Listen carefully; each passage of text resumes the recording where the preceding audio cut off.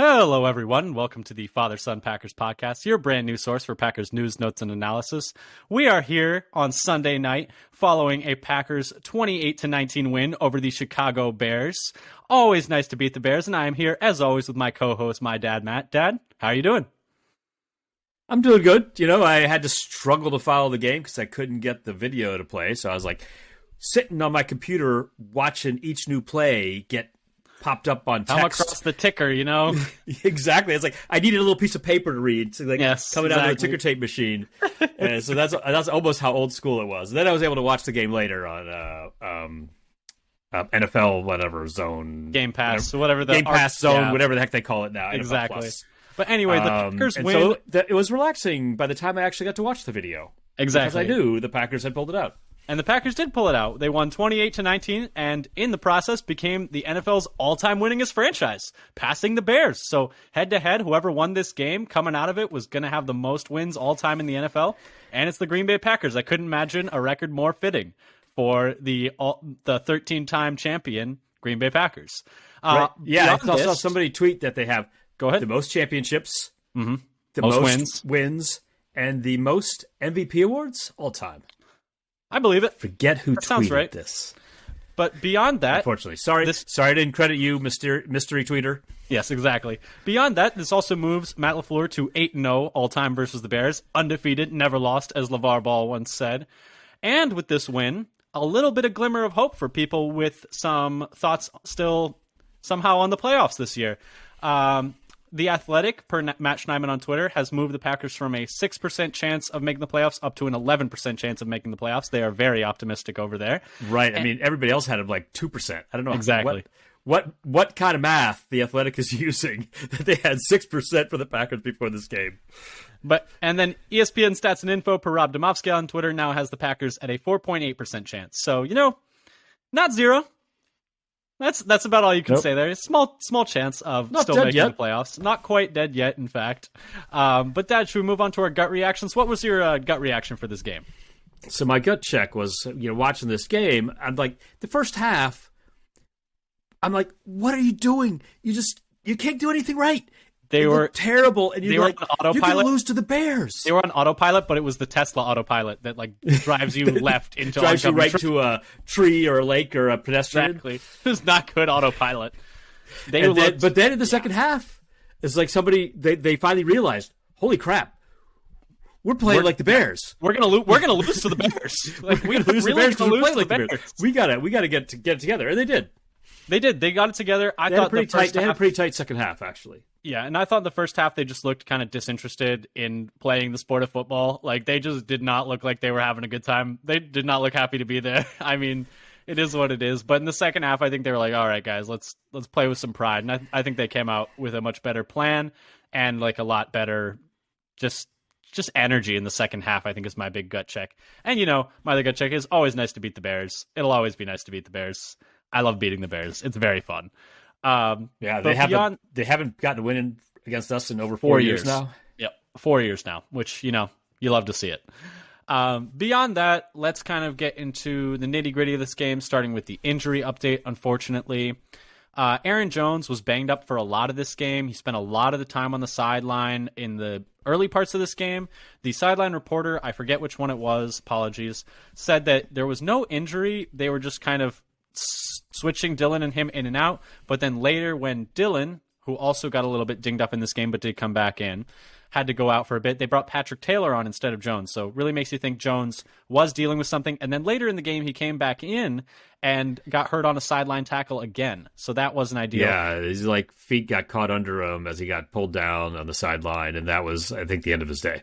Exactly. And then J.J. Anigbar on the last possession, unclear what kind of injury it was, but he did have to leave the field. Leave the field, and then Hollins came in for him. Yeah. on that side for the edge. Exactly. On the last play, just one or two plays, I think. There's sort of desperation time for the Bears, and unlikely to mean anything. It was really kind of unfortunate to get an injury under those circumstances. Definitely. Unfortunate to get an injury under any circumstances, but those especially. But that's the injury report. Obviously going to be keeping an eye mostly on Jones and Enigbare. The pass rush especially is already kind of wilting, which we'll talk about a bit later. And he's been pretty solid in that number 2 pass rushing role. I've seen quite a few people, actually his pressure rate. At one point, he was leading all rookies in pressure rate. I did not know that. Yeah, a week or 2 ago, somebody was tweeting about that. He had gotten up to the highest pressure rate. I forget if it was after the last game or the game before for the season. So he's like, from that metric, he's been very productive as a 5th rounder. I mean, I wanted him in the 2nd, so I'm happy. I'm very happy. That day 3 was very good. Very good, in my opinion. But we can talk about that again later. Toure had another catch today, which was kind of nice. Yeah, it was nice to see that when I first saw that on the ticker tape. Yeah, exactly. But let's get into our in-depth game breakdown since we're already kind of talking about that a little bit. And let's start with the offense. Do you want to start with what we wanted to see on the offense in our pregame? Right. So I had a couple things. You didn't have put anything on the offensive side. So I wanted them to try to work the running game and then after establishing Dillon and Jones, then try to take some shot plays. So they kind of do that, and also to pass it to the running backs. And the running backs got 8 targets between Dillon and Jones. Yeah, and they were mostly working the running game. I think they only had 1 possession where they had 2 of their first 3 plays were passes. But the shot plays were mostly not there. Their explosive plays really had the 2 long running plays and no real what you'd call an explosive pass play. Yeah, not entirely for lack of trying. They were doing those dumb, stupid down the sideline shots that I absolutely hate. Well, there's the one to Cobb that Cobb had a little in the end zone, and it's over the wrong shoulder, and he couldn't adjust to it. That was one I thought that was working, and it was just a little off target, or where I was expecting it, where it came didn't work, but still didn't connect on it. Yeah, and then I was looking to see if they could convert in the red zone a little bit better than they had been, because the Bears have been bad. Yeah, it was still only 1 for 3. Yeah, they're. I was going to talk about it later, but they are 21st in red zone offense in terms of. So I was hoping for a little, try to get well against the Bears' red zone defense, which is near the bottom, and it didn't work. And we scored 2 of our touchdowns were scored from outside the red zone. Mm-hmm. Yeah, so we ended up 1 for 3 with two field goals and 1 touchdown. Yeah, I thought the offense was kind of up and down. I think for me, the system as a whole was, I would say, pretty average to slightly below average. There were definitely some standout players, I think. Did you want to start with the bad or the good? Well, let's do the bad and then finish with the good, I think, because that's kind of how the game went. The game started with the bad and then finished with the good. Very poetic of you. Let's start with the bad. For me, I think the bad was, like you said, the red zone offense. Like I said, Green Bay is 21st in the league at converting red zone trips into touchdowns per team rankings, and they only went 1 of 3, like you said. Rodgers didn't have a great game, but I thought that was kind of sort of expected with his injuries in some ways and not practicing really this week. Only 18 of 31 for 182 yards and a touchdown. I think he's had worse games this year, though, to be honest. It wasn't great, but it wasn't the worst thing I've ever seen. Yes, he's had worse games than this because he didn't have any egregious mistakes. He was just missing sometimes. Just missing a couple, and there were a couple drops, too. And I think some of the calls at the line, the checks at the line, were not the best. I have written down. Oh, you mean when it was 3rd and 1, Mr. Steal My Thunder? I literally have this written down. Excuse me. You've already got that written down. Go ahead, keep going. Like I said, some of either the checks or the play calling, hard to know which. But the deep shot on 3rd and 1 on the drive to start the second half is one of the most disgusting things I've ever seen in my entire life. I mean, you have Dillon, who we'll talk about in the positives, but he had converted 100% of the third downs that you'd given him, and it's 3rd and 1. And you have a hammer in the backfield that's working, and you just chuck it down the sideline when you're losing. And as you come out of half, it's super demoralizing for me. And then the 3rd and 15, now you decide not to chuck it down the field. You're throwing short of the sticks at the start of the 3rd quarter to Tunyon. It just felt really counterintuitive at times. I don't really know if that's just all that was there. I can't imagine the Lazard thing is all that was there. That is mind-boggling to me. But yeah, those are my negatives. What did you have as downsides for the offense? So I'll put a little bit on the 3rd and 1, because that was one that absolutely drove me bonkers when it happened. And not the 3rd and 1 itself. I was so confused. But the second one, the play before. So Dillon falls down, gets up without being touched. Oh, yeah. And that should have actually been a first down, runs for a first down. Yeah. And they didn't challenge it. LaFleur's had so many impulsive, crazy challenges for plays that had no chance, and he doesn't challenge this one. I'm going out of my mind. Yeah. And then they throw the incomplete on 3rd and 1 and have to punt. You know what it looked like? It almost looked like they thought it was first down. It almost looked like they thought they had gotten the first down already, and they were like, "We're like, yeah, it's a first down." Like, let's remember that happened to him a couple of years ago, where I know like, it was the short throw to Geronimo on the sideline, I think, and they tried to do a hurry up on the next play because they thought it was first down and didn't want it to get overturned, and then didn't get the first down. Yeah, on the next play. Yeah, and they looked so confused, and I was like, "You idiots." Do you have any other negatives? So I have some more. Or? So I also was talking about the 3rd down conversion, where they're only 6 of 13 overall. Yeah, and Rodgers not specifically on could have been worse. Could have been worse. Yeah. And then Rodgers on 3rd down. It actually is kind of an interesting progression. So he wasn't very good. He started off 0 for 3 on third and 4th downs. Mm-hmm. On their first 3 possessions. So he had, and then after that, he was 5 for 8 actually on passes on 3rd down. He did seem to warm up a little bit as the game went on. Yeah, including the touchdown on 4th down to Watson. To Watson. Big play. Got them going. Exactly. They needed that. So freaking badly. Rodgers, like the whole team, and maybe the whole offense, was partly because of Rodgers. It was like bad in the beginning in the first couple possessions. And then was, acceptable. Yeah, 5 confident. for 8 on passes. Very confident afterwards. Yeah. And it also felt like in the beginning, I'm watching, he's running around, he's got tons of time, and nobody's open. Yeah, which is crazy because they're playing poor separation by the receivers. Secondary. Yeah, poor separation by the receivers, especially in the first half. And Cobb they're playing against today. 72nd string defensive backs. Cobb really struggled today. I thought he was going to have a good game this game. Notorious bear killer, but and get a couple drops. Didn't have any yards. It was a rough day for him. But anyway, let's move on to the positives. For me, like I said before, Dillon was a huge positive. 18 carries for 93 yards and a touchdown, so 5.2 yards per carry. Really great day.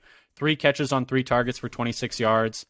He had 3 of their 6 third down conversions, so he accounted for half of their third down conversions. And then he was used on 3 third downs and converted all 3. So 100% conversion rate on third downs. You love to see it. Really nice game from him. He was my player to watch going into this game because I think he needs to put together a really strong month of December so that you can feel a little more comfortable going into the offseason knowing you have a backup plan in case you can't get an extension worked out with Jones or a restructure or something. Because like we've talked about, Jones is owed a lot of money next year. So it's nice for Dillon to stack back-to-back pretty successful weeks to make you a little more comfortable going into the offseason about the running back position, especially because one of the people who we assumed would take over a lot of that work was going to be Kylan Hill, and he's not on the team anymore. Beyond that, positive for me, I really liked what Lazard brought to the table. All the stats I'm giving, by the way, are per ESPN. Lazard today, 5 catches on 6 targets to lead the team with 67 receiving yards. 67 yards, normally not a lot, but they only threw for 182 yards, so that's almost 37% of their total passing yards is all Lazard. All 5 of his receptions went for first downs, had 5 of their 11 passing first downs for the day. So just in terms of making up for the percentage of the passing offense that he made up for by a lot of different metrics, he was a solid chunk of their passing offense. Was targeted 3 times on third down, converted 2 of them. He was 2 of their 6 third down conversions, so him and Dillon made up 5 of their 6 third down conversions. Watson had the other one. Just a really solid game from Lazard. I thought he was kind of there whenever they really needed a first down. Like I said, had a lot of first downs today. And just a really solid showing. Obviously, Christian Watson is going to get all the highlights because he continues his ridiculous tear of 4 games with 8 touchdowns to match Randy Moss's rookie record of most touchdowns through a 4-game stretch. And then my last positive was the offensive line. No Bakhtiari, and they still didn't allow a quarterback hit per Brandon Carwile on Packers Wire. Really solid showing from the offensive line. I know the Bears don't have a great pass rush, but anytime you don't let your quarterback get hit, what else are you going to ask of them? So... Yep. What positives did you have? So I had a lot of the same things. I had now you Watson, know what it's like to have your thunder stolen. Yeah, God. Were you reading mine? No, but I had Watson with another 2 TDs, and now he's only the third rookie with 7 TD catches in a 4-game span, with joining Moss and Odell Beckham. Mm-hmm. I saw that tweeted I was going to say, Field and Yates. I forgot that last one was a rushing touchdown. I had space on that. Right, he had a rushing touchdown. He has 8 total touchdowns over 4 8 total touchdowns over the last 4 games. Right, and then he also drew a 38-yard DPI. Oh, that's right. I had forgotten about that. So they that was should another really just put those in the receiving yards. Just put them in there. Why not? Or at least fantasy yards. I know, right? If you draw a PI, it's like it's the same thing. I don't understand the difference. Yeah. So he was coming off the ball and forced the defensive back to just run right through him, and gained 38 yards for it. So that was I had for his contributions, as well as the run and the catch. I really liked so the late season Dillon is rolling with 2 good games in a row. I'm going to keep saying that. And I had Lazard, with what you mentioned about his game is also his the most yards he's had in over a month and receiving. I liked that they went for the 2-point conversion at the end. You did, to put it out of reach, because even if they don't make it, it's still 7. No. Is it? Oh, you're right. Yeah, because they made it 9, so it was unreachable. It's true. That's true. So they're safely at 7. They get the 2-point conversion, and now it's for sure 2-score game. I wouldn't have liked it so much if they were at 6. Oh no! Do not go for it. That would give me a heart attack. That would have been very stupid. And you're not even making it a 2-score game. Right, you're not even making it a 2-score game. All you're doing is preventing them from beating you if they do the same thing with a 2-point conversion. It's like, no. Yeah. I kind of wanted the extra point because I wanted to essentially make them score twice, kind of, in some ways. They wouldn't have had to. Well, no, it's one, but they need to get in the end zone. They could have done it in one possession. Twice. They need to get in the end zone twice is what I meant. Just because I think 2-point conversions are very tough for an offense that isn't great. But I see the logic of going for 2 there, especially when you get it. And especially when it goes to big dog. And they did that. I wish they'd use that play a little bit more, where they have, Mercedes drifting out. Yeah. For into the open space. But yeah, that's the kind of play they don't use enough at the goal line, where they struggle so much to get into the end zone. I feel they struggle in the red zone, just all over the red zone, every single part of it. It's crazy that 2 years ago they were. I talk about this all the time. But 2 years ago they were a legendary red zone offense. Like the conversion rate was off the chart. Exactly, and now it's just they can't do anything. Can't find any gold anywhere now. I know, right? The rainbow has disappeared. There is no pot of gold at the bottom. But I also liked. I had a couple more things. Yeah, go ahead. You mentioned the offensive line, and so I don't need to say anything about it. But I actually was watching a little bit when I Sammy Watkins had 2 really nice blocks. The block on the Christian Watson touchdown run was all him. Right. And that opened up that corner, and he had another one, I think also on the left side. I can't remember which play it was. But he had another nice block where he sealed the edge. And actually, Watkins has always been I don't know about always. He's always been a good blocker. He's been a good blocking receiver, and he was a very good blocking receiver last year as well. Mm-hmm. When he was with the Ravens, yeah. But I do think... So those are the things I had. I just wanted to give him a little shout-out for that. Yeah, I think, honestly, some of the biggest contributions he's had since the Bears game last time. Maybe he just likes playing the Bears. Yeah, it could be. But let's move on to the defense. What did we see in our pregame that we wanted to talk about the defense? For me, I wanted all the focus to be on Fields on defense. I facetiously said that I wanted 2 quarterback spies on every play. And then I wanted to see them play with some pride in the secondary. I would say check and check. I mean, we'll talk a little bit about Fields' rushing day. There was definitely one not-so-great play, but for the most part, I think they held up. And then... Yeah, and I didn't actually pay enough attention to see how they spied, but I think they also didn't leave the nose just unattended. They did against the Eagles where the middle of the defensive line just opened wide up for a run up there. And I think the D-line just did a much better job of being disciplined in general, and the way they rushed the passer. They load the box against the run like they did against the Titans, and I think they mostly actually seem to have done that. They were able to cause a lot of congestion and not have very many big running lanes. I wanted them to play press man on the wide receivers and force them to beat their man. They were aggressive anyway. and on some plays. On some a little overly aggressive, perhaps.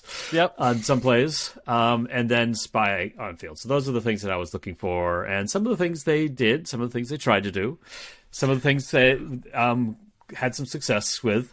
Yeah, there was definitely some bad and some good. Let's start with the bad so we can finish with the good. It was a win after all. Do you want to kick us off? What did you not like from the defense? So at first, I just had a couple things, that I thought the coverage of the first half was generally not good, where EQ is finding the open spot on their first long passing play, and Jair getting beat twice trying to jump the route, for their two biggest plays of the one's against N'Keal Harry, and then he got beat once by EQ. Though I will say he did finally jump the route successfully. Yeah, he got him really a little bit, but those are really only the kind of the bad things that I had. I suppose you could say that they basically got very little pressure on Fields as a passer. Yeah, for me, the bad things I think start with just the pass defense alone. I think the pass defense in general was very poor, especially when you consider how poor the Bears passing was. How anemic the Bears passing attack had been before. I mean, they allowed Fields to go 20 of 25 for 254 yards, just 5 incompletions. They, just like with Tannehill, they allowed what had been one of the lowest ranked passing offenses in the league be very efficient on volume. Efficiency on volume is like an ideal passing offense, and they just kind of let them do whatever they want. This is the most yards he's thrown for this year.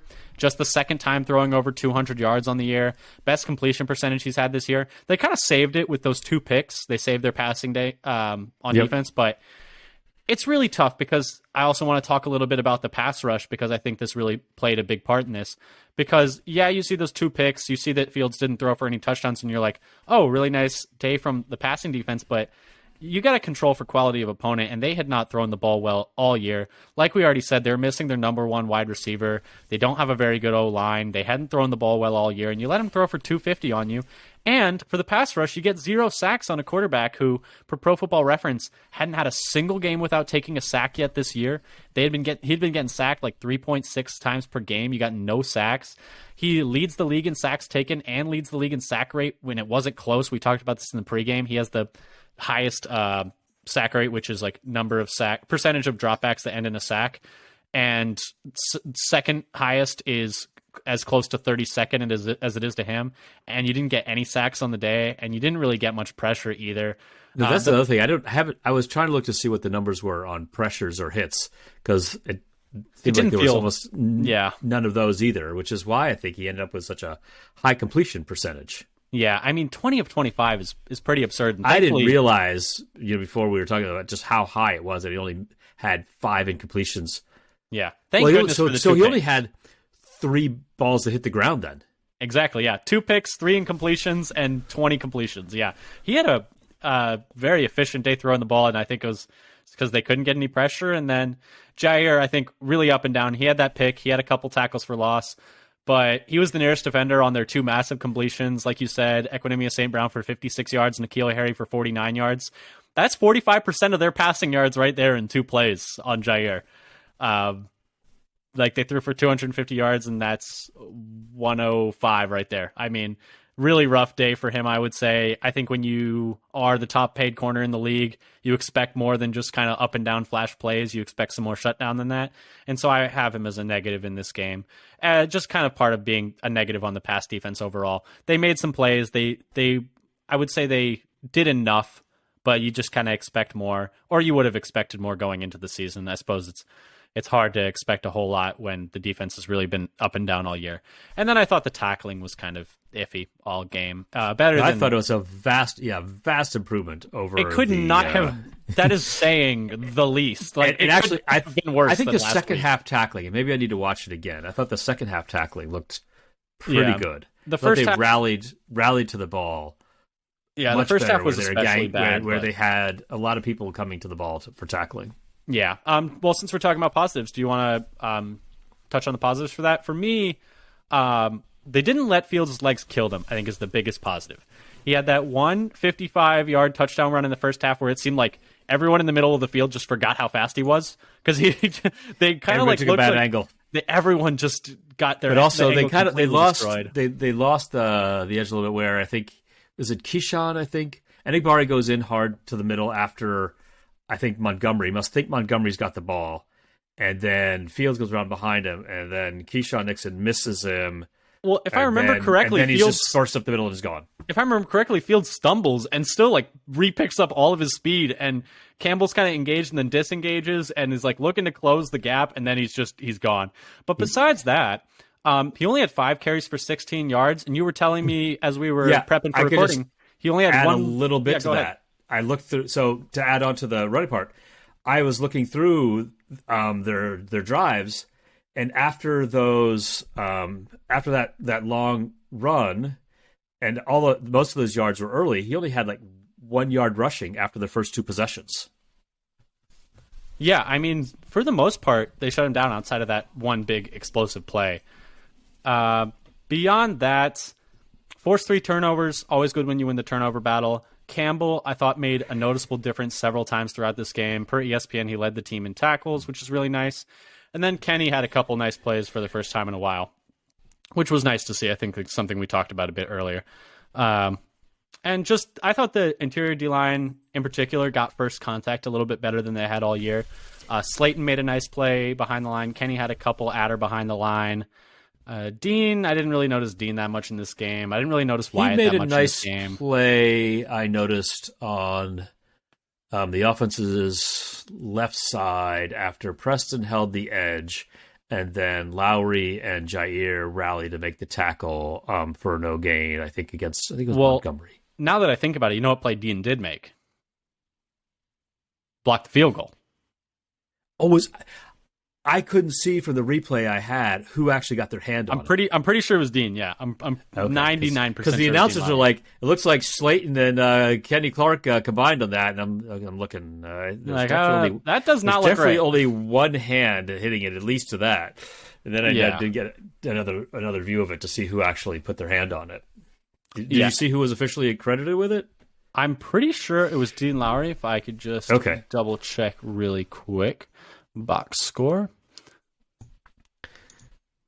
They don't have it in the regular box score. I guess I was fairly certain it was Dean Lowry, but go ahead and go over your positives while I double check. A couple little things you mentioned we talked about the Fields running and the turnovers. I thought like the second half defense overall was really basically shut down, and especially the fourth quarter. They gave up no points. It was like somebody told them that you might lose this game if you don't, and then they woke up. So in the second half, they gave up on a drive 1 yard and then a punt, 62 yards and a field goal, 55 yards and a blocked field goal, 26 yards and an interception, 25 yards and an interception, and those are all the Bears' possessions in the second half. They got almost nothing out of it. Yeah, and I know I was kind of, and ESPN has Dean Lowry accredited with that block. Just so you know, that block. And I thought that they rallied to the ball. They rallied the ball. What I was going to say though was, I know I was talking a lot about how the Bears' passing offense wasn't very good, and the Packers kind of let them do more than they're usually able to do. But we also have to remember this offense was scoring points with Justin Fields the last 5 weeks against good defenses. They were putting up 29.6 points per game. You mentioned in the pregame that they were averaging as much as the Chiefs were on the season. Yeah. If you take just the last, was it 4 games? 5 games. For the Bears? 5 games? 5 games with Justin Fields, so not the Simeon game. Okay. But since New England game, where they started having more designed runs as part of their offensive packages, they were averaging as many points as the Chiefs have been this year. So to hold them to 19, pretty good, I would say. Pretty solid overall. You wonder a bit what would have happened if they hadn't forced those turnovers, but it kind of just... It's hard. You can say that for any game, I feel like. Did you have any more positives to lay out?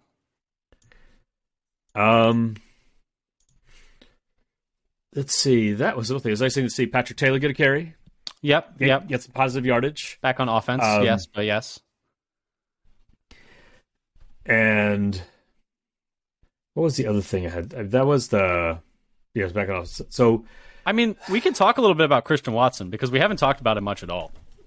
Right, we could talk more about how because we were talking about in the pregame about the guy. So on that was a nice call too. That going for the jet sweep bend around, and then just takes it all the way to the house. Yeah, and you were telling me before about the guy that he just runs right around. Yeah, runs a 4.33 apparently out of Duke. So it's not like someone said he was running past like accountants or insurance salesmen, and I mean he's running by like genuinely very fast defensive backs. Yes, I think he was a backup, but still a ton of speed. And Watson just, I mean, untouched. Like no one is touching him. He's way too fast for like half the people on this field. And that fourth and then down, he did like the flying spread eale into the end zone too. So worried he was gonna find out a way to hurt himself. Yep, like hurt his shoulder on that landing, or like fall a little funny and hurt his knee. Like I was so worried. I had like visions of the Jake Krumero shoulder injury right after he made a big play and dove into the end zone. The one I always think about is it's not the Packers, but Adrian Peterson in college. Broke his collarbone diving into the end zone on like a breakaway run. But yeah, Christian Watson, I think he should be firmly in the Offensive Rookie of the Year conversation. I'm saying it right now. I think he should be, if he had played all year, I think he'd be the favorite. I think he should still be a top 3 favorite. I think it's like him, Kenneth Walker, and Chris Olave. I think should be the 3. I would say Olave or Garrett Wilson. Olave's had a stronger overall year. Garrett Wilson has heated up the last 2 weeks, though, I must say. But Christian Watson has heated up the last 4 weeks. I mean, he has 9 touchdowns on the year now. He's definitely got to be in the conversation for best rookie receiver in this class. I mean, when you look at his yards per route run, I had this up at one point. Let me see if I can find it. Okay. While you look for that, I was going to say, I really liked the way he came to the ball and got the catch on the first touchdown on the fourth down with a defender on his back. That the ability to make that contested catch. It's nice to see him win in different ways, and he had that one, which was really. I mean, if they don't convert that fourth down, like that was huge. They're not going to win because they had done almost nothing in the half up to that point. So if they had failed to get a touchdown there, and going for it, if they had come up with 0 points, that would have perhaps. Started off a downward spiral. Yeah, I mean... Or continue not stopped the downward spiral that they were already on. So, yards per route run. This is the full list of players. This is per Jacob Gibbs, at JAGibbs_23 on Twitter. The full list of players who have averaged more yards per route run than Packers rookie Christian Watson. Tyreek Hill, Justin Jefferson, Stephon Diggs, Jalen Waddle, Amon-Ra, DeAndre Hopkins, and CeeDee Lamb, and then Christian Watson. I mean, he's really blossoming. I think I'm a homer, but I voted for him for the Pro Bowl today, because why not, Ooh, I have to put in a Pro Bowl vote. How many can you do? I think it's unlimited. You know what it is? Unlimited. Oh, man, the Broncos are really having a tough time. Really making it harder to trade Aaron Rodgers, Broncos. Really making this tough on us. This is the things, like, after watching what happened with the Broncos, nobody's going to want to do that again. No. Well, what was it? Did you see? We're getting on a little bit of a tangent, but who cares, because tangents are fun. We've done a lot of our analysis already. Do you see that Colin Cowherd, like a week and a half ago, was saying that the Packers should try and trade Aaron Rodgers to the Seahawks? It's like, why on earth would the Seahawks look at what the Broncos just did with them and be like, yeah, we want a piece of that. We want a piece of that action. That looks great. They already said we got the better side. They're like of the deal being on the other side of this deal. They feel like Andy Dufresne and Shawshank. They finally got out the other side of the pipe. They're out in the rain. They're free. They're washing the stink of Russell Wilson's current play off. Yeah, they're not going back in that pipe. Because they're not that pipe has been Russell Wilson's play this year. Yes, just a long river of a mile of sewage. Yes. Oh man, he's been bad. But this is not a Broncos podcast. We were talking about Christian Watson. What is he at so far this year? I want to figure that out. Can you kill time for a second while I? You mean for the total? Yeah, I'm just looking at what his stats are in the year and what he's probably going to end with. Yeah. So. Yeah, I should look. I didn't do as much work as I needed to. He's got 22 catches for 353 yards in 9 games. 6 games started. I think there were 2 games where he didn't even finish the game. If I just look at snap percentage, yeah. 1 game where he only played 9% of snaps. 1 game where he only played 23% of snaps. I mean, a bunch of games where he only played like 20% of snaps. If you go on a per snap number, I mean, he's kicking ass and taking names. Yeah, because when he was struggling with the hamstring, he was not playing much either, even when he didn't miss full games. I mean, it seems like the only barrier to him being a star in this league is going to be health, knock on wood. And he's catching the balls now. Knock on wood, please. Please, knock on wood right now, this instant. Because that was, I mean, that first game, you remember what we were saying? Like I just made the dogs bark. You remember we were saying 5 weeks into the season, we were saying, wow, if he catches that first ball versus the Vikings, like, does his season go totally differently? Like, does the Packers season go totally differently if he catches that first ball where he alligator arms and can't catch it at all? And then lo and behold, here we are. He's bounced back. He got that right. He got that one long catch for that first touchdown, and since then, he's been killing it. Yeah, against the Cowboys. Yeah, 8 touchdowns in his last 4 games is borderline unheard of. But should we move on to the special teams? I just wanted to reach back to Christian Watson since we hadn't really talked about him a whole lot yet. Yeah, and we could talk about more. I felt like in terms of this draft, that Zach Tom, it's looking like a player. Zach Tom's looking like a player. Romeo Doubs looked like a player until he got hurt. Christian Watson. We did get that was one thing. We did get the chance to get them both in this game that we were hoping for. Yeah, but Doubs and Watson healthy in the same game, so maybe there's no rush. So there's a good chance actually with 2 weeks off now that we'll have both of them in the next game. Exactly. I mean, he was questionable coming into this game, so it was a bit up. It was a bit up in the air, but I think he should, based on how the reporting was about this injury going into this game and how he was pretty close and he was limited all week last week. I think 2 weeks, assuming no setback, he should be good to go, and we should get to see essentially the future of the wide receiver room. And one more thing I should say about we didn't really talk about the offensive lines. Their run blocking was, I think, pretty good today as well. Yes, 100%. Better than it had been. They struggled against the Titans a lot, and some against the Eagles in their run blocking. And so their run blocking was improvement today. Definitely. I mean, it was so bad against the Titans. I think that's the worst it's been all year. But yeah, it was definitely. They couldn't do anything. Today. Not that the Bears' run defense is anything to sneeze at, but did you have anything else you wanted to add on defense, or should we move on to special teams? We can move on to special teams. Yeah. Oh, I also want to say, I feel like Keyshawn Nixon has done a nice job. I think he's been not really a big storyline, but to step in, play some starting nickel, be a really valuable factor on special teams as we're transitioning to talking about special teams. I think Nixon's had a really nice year. Yeah, I want to see him back. As like some of these late round picks, I want to see Nixon back next year. I want to see Ford back next year. Yeah, Ford could be one of our starting safeties next year. He might have to be, honestly. Yeah, there might not be an if about it. For special teams, though, like we said, Dean Lowry blocked a field goal. That ended up being a big point in the game because they were up 1 and the Bears were having to drive as opposed to being down 2. Bears with the ball. That was a big difference. But then they did allow an 18-yard punt return and a 42-yard kick return, which were both pretty gross and disgusting. Yeah, though Cobb had a pretty good punt return on the one that he returned as well. Went for a decent amount of yards. I can't remember how many yards, but it was pretty good. So I had Cobb back there returning on the punts, and Nixon didn't have any big returns this week on kickoffs as he did last. He used up all his 50 yarders last week. And well, we I guess we didn't need him this week. Yeah. Should we go into player of the game? Who's your player of the game? So who's my player of the game? This is where I kind of spaced out on this. I'm going to go Dillon.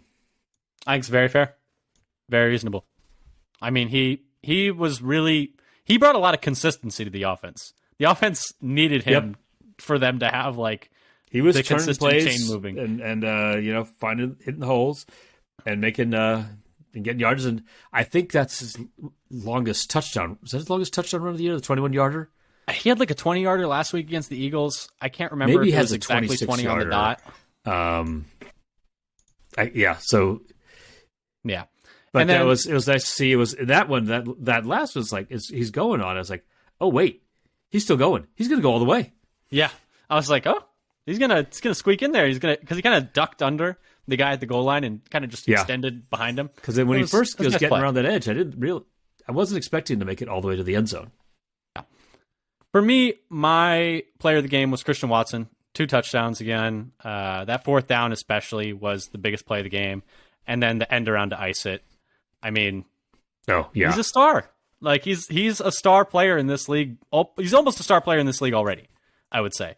He just needs to be doing this for a few more weeks, and I'm ready to say it. He is special speed, and the offense. I mean, the offense with him and without him it's night and day. There's just so much easier for them to score with him on the field. Let's move on to a little bit about what's coming next for the Packers. Something I saw, I specifically wrote in this section. We don't usually have it because I saw something that I wanted to get your opinion on from the Aaron Rodgers presser.